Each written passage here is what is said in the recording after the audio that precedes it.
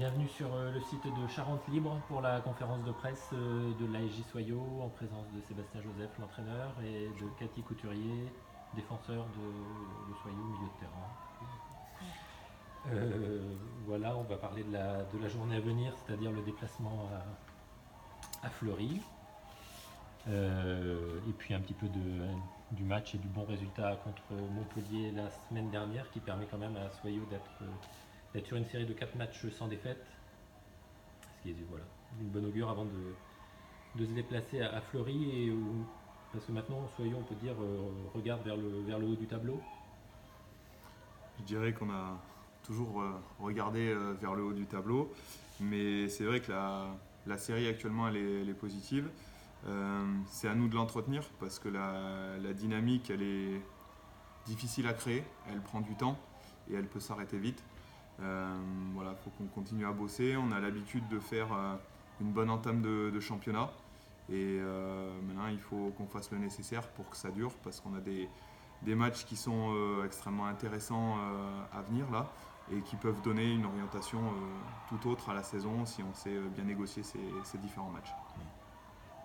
Cathy, qu'est-ce que tu penses de ce début de saison? Il est pleinement réussi pour toi, hormis le match au PSG, mais finalement. Ouais, c'est ce que j'allais dire, pleinement si on est face à un match. Après, on a su se ressaisir, poser les choses qui n'allaient pas et travailler pour que ça aille mieux.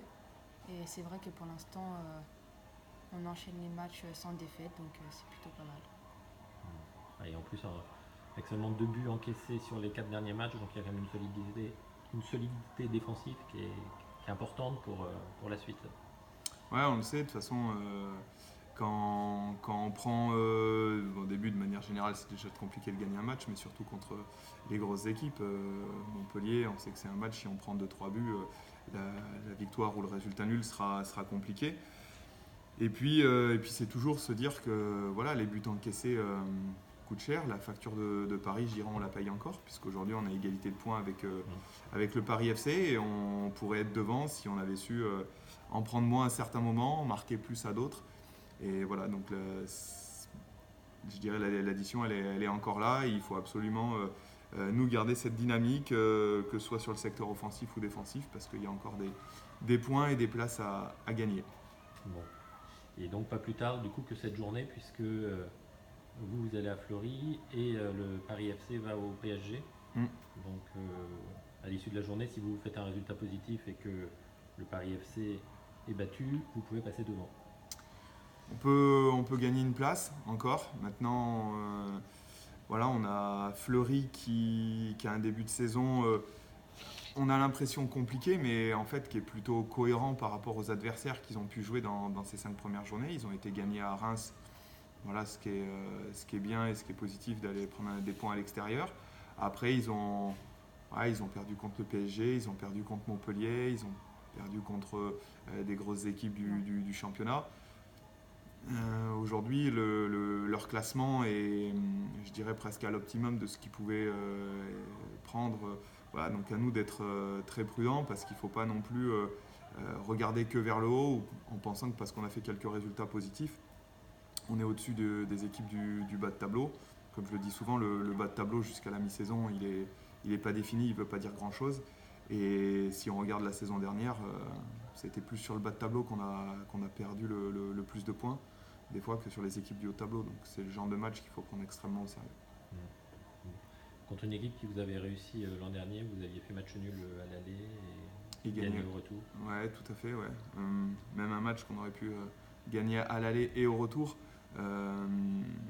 Mais dans tous les cas, c'est surtout une rencontre à chaque fois extrêmement serrée avec Fleury.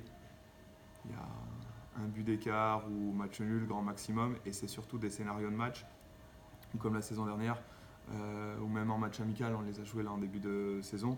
Enfin, il y a beaucoup d'occasions d'un côté ou de l'autre, c'est à chaque fois un match qui peut tourner vraiment en faveur de l'une comme de l'autre.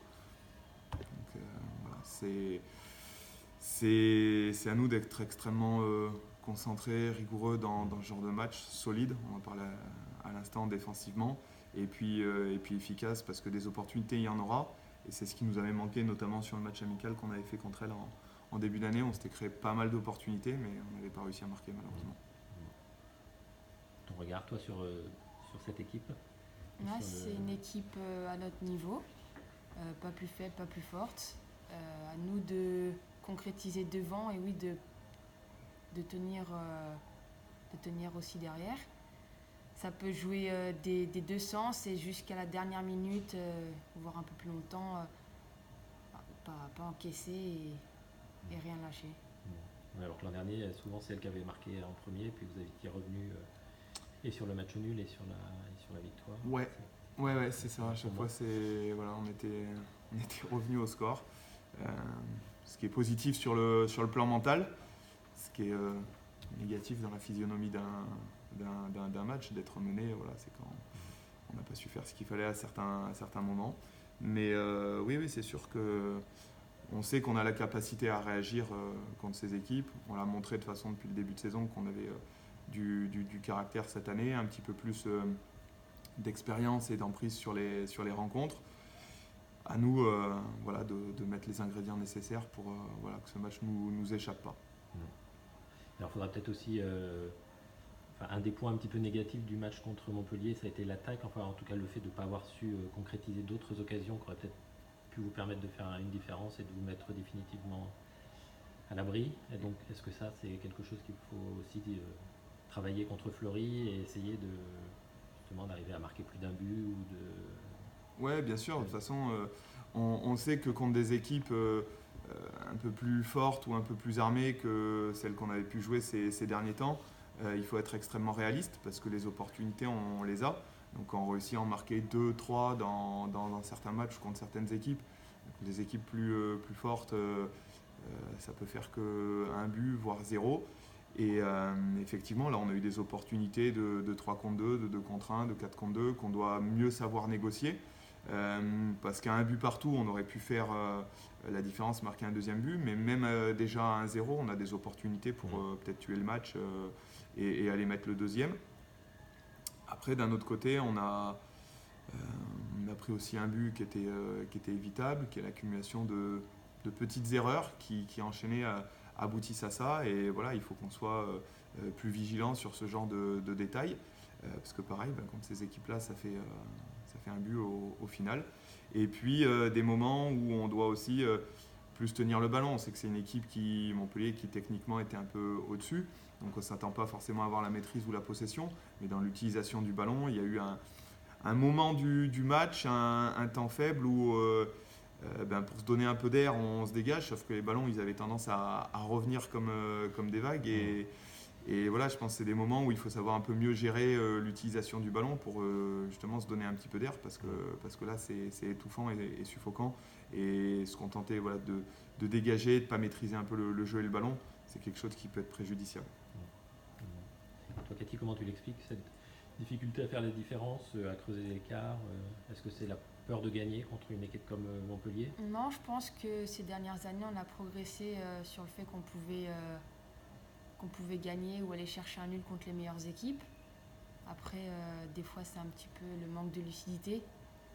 Quand on fournit beaucoup d'efforts, parfois, c'est compliqué de mettre le ballon au fond, mais je pense qu'on a progressé et on a encore une marge de progression là-dessus. Mais du coup, on a eu l'impression que comme vous meniez 1-0 très tôt, et vous êtes dit, est-ce que quelque part, on va se contenter de ça ou presque on a du mal à y croire, et si on marque un deuxième, alors là... De toute façon, dans un match, c'est toujours bien, je dis toujours, il vaut mieux en avoir un d'avance qu'un de retard, mais c'est jamais simple non plus dans un scénario de match de marquer très tôt, parce que du coup l'adversaire a beaucoup de temps pour réagir. Après, ce qui était intéressant, c'est que nous, ça ne changeait pas forcément le scénario du match. On savait qu'on allait plutôt procéder en contre cette équipe-là, on savait les endroits où il fallait presser, les endroits où il fallait attaquer, chose qu'on a fait effectivement dès la première minute sur le premier but, et on a eu d'autres opportunités comme ça. Ça ne changeait pas spécialement la physionomie, on savait qu'on allait devoir contrer. Ce qui peut changer la physionomie, c'est ce but juste avant la mi-temps, parce que du coup on revient à un but partout et tout est à refaire. Là où s'il y avait eu un 0 à la mi-temps, peut-être qu'elles auraient dû encore plus pousser, plus s'exposer et qu'il y aurait eu d'autres situations de contre intéressantes à jouer. Mais non, globalement, on a fait ce qu'on pouvait faire avec nos armes. Il y a effectivement certaines situations où on aurait dû aller au bout. Et quand je dis après la concrétisation, c'est une chose, mais au moins se mettre dans des situations de frappe où, à mon sens, on n'a pas encore assez frappé sur certaines situations de supériorité où on doit mieux les gérer pour se mettre au moins en position de frappe. Oui, il y a des situations qui ont été mal jouées, qui ont été jouées trop rapidement, et avec des mauvaises transmissions, des mauvais choix, la peur de soit de garder le ballon, soit de... C'est ça, après il faut reprendre chaque situation. Il y en a qui ont été joués trop rapidement, d'autres au contraire trop lentement. Voilà, c'est ce bon tempo, c'est savoir lire les courses, c'est donner le ballon dans le bon tempo. Après, si on faisait tout parfaitement, on sait très bien que voilà, qu'on serait encore plus haut. Mais comme l'a dit Cathy tout à l'heure, il y a aussi à un moment une certaine fatigue qui s'installe dans le match, qui fait perdre un petit peu de lucidité. Mais finalement, on a eu des entrantes qui ont aussi fait du bien, qui ont apporté au niveau du jeu, et on s'est aperçu que finalement la fin de match a été comme l'entame plutôt maîtrisée, et que ça a été plutôt sur le milieu de match où on a eu un trou qu'il a fallu gérer. Mais l'entame et la fin ont été positifs, on s'est créé des situations. Voilà, ça veut dire que physiquement on est bien aussi. Ça c'est important. Tu l'as senti venir, Cathy, justement, cette égalisation? Parce que c'était évitable, mais en même temps on voyait que Montpellier poussait et multipliait les occasions. Ouais, non, je dirais pas qu'on l'a senti venir, parce que justement, on voyait le chrono, on savait qu'il nous restait 5, 4, 2 minutes, et on allait à la mi-temps sans prendre de but. Malheureusement, c'est vrai arrivé. Que la mi-temps était sifflée juste après. Ouais, vraiment, juste après. C'est assez rageant. Ça arrive. C'est à nous de travailler aussi justement sur l'aspect mental. On y a un peu travaillé justement hier sur la gestion de ces arrêts de jeu, de ces temps, ces temps qui sont importants à la fin d'une période ou à la fin d'un match, sur lequel on doit être solide, mais je dirais aussi intelligent quand on a la possession du ballon. Voilà, dans l'utilisation, dans savoir garder le ballon, dans peut-être pas effectivement se livrer pour risquer une perte de balle et se faire contrer. Il y a des choses qu'il faut savoir gérer intelligemment à certains moments du match, quoi. Quand même, ce résultat, vous l'avez fêté contre Montpellier? Il y avait de la joie dans le vestiaire? Bah oui, comme toujours, ça reste quand même une grosse équipe. Faire un nul, c'est déjà mieux que pas perdre. Après, d'ici les autres matchs, on attend encore des victoires et de bons résultats. Bon, en plus, il y a eu des surprises sur cette journée avec Guingamp qui a été gagné à Bordeaux. Ouais. Voilà, on voit que tout est possible, que ça reste ouvert. C'est... Enfin, je dirais entre guillemets, pour le haut de tableau, c'est bien pour nous, parce que ça veut dire qu'on a repris un point sur le Paris FC, on a repris un point sur Bordeaux, on a permis à Montpellier de ne pas creuser l'écart sur nous, donc on reste proche de ce haut de tableau. Maintenant, du coup, c'est vrai que ça a aussi rapproché Marseille, ça a aussi rapproché Guingamp, qui sont rapprochés de 2 points du coup de nous sur cette journée-là. Et du coup, il y a encore plus d'intérêt pour les prochains matchs, surtout qu'il y aura justement le déplacement à Bordeaux. Donc, il faut absolument. Si vous faites un résultat effectivement au Paris à Juvisy, enfin pas à Fleury, voilà, ça vous met bien pour les 2 prochains matchs qui seront Dijon et Bordeaux. Ouais, de toute façon, on sait très bien que là, on va avoir un enchaînement de matchs où si on les négocie bien, c'est ce qui pourra donner aussi justement cette orientation sur la suite de la saison. Aujourd'hui, on a l'opportunité. Après, est-ce qu'on le fera? Est-ce qu'on sera assez costaud pour le faire? C'est le temps qui le dira. Mais on a l'opportunité d'arriver à la trêve, si on négocie bien les confrontations directes, avec un nombre de points extrêmement intéressant. Voilà. Mais avec des si, on ferait beaucoup de choses. Il y a la réalité des matchs qui arrivent. Et je pense que se projeter ou regarder par-ci ou par-là, c'est vraiment une erreur aussitôt dans la saison. C'est plutôt quelque chose qu'on fera à 4-5 matchs de la fin. On verra où on en est. Là, pour l'instant, alors ça fait toujours bateau de dire ça, il faut prendre les matchs un par un, etc. Mais à cette époque-là de l'année, ça ne veut rien dire. Comme je disais, déjà que tant que tout le monde n'a pas joué Lyon, Paris, Montpellier, de se dire on est à tant de points de ça, on est à tant de points de ça, ou tiens, on a tant de points d'avance sur eux. Enfin, voilà, quand tout le monde aura joué tout le monde, là on aura déjà une première orientation et à 4-5 matchs de la fin on pourra se dire tiens, là il y a un coup à faire sur ça ou peut-être plutôt regarder là ou faire ci ou faire ça, quoi. Voilà. Il faut avoir un cap. Vous êtes dans votre objectif de top 5 et ça c'est pour l'instant. pour l'instant au niveau des points. Mais comme je le disais encore, nous, on n'a pas mis vraiment un objectif de classement. On s'est surtout mis un objectif de points avec des blocs de match. Voilà.